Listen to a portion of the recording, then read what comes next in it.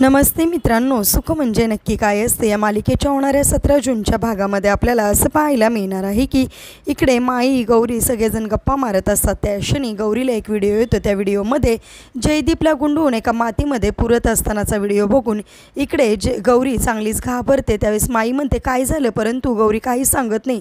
तिथून पळत डायरेक्टली देवीपाशी येते आणि म्हणते देवी आई या जंगलामध्ये मी कुठं शोधू आता जयदीपला।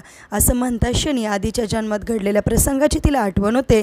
त्याच्यामध्ये जयदीपला एका खड्ड्यामध्ये पुरतानाचं तिला ते सगळं काही समोर दिसतं आणि त्याच ठिकाणी आता नित्यासुद्धा जाते आणि नित्या तो खड्डा उचकायला लागते। त्या क्षणी माई म्हणते गौरी काय करतेस तू। त्यावेळेस लगेचच नित्या म्हणते आपल्या जयदीपला इथे पुरून ठेवलं आहे असं म्हणून आता नित्या ती माती उचकून जयदीपला बाहेर काढते आणि जयदीपचे प्राण वाचवते।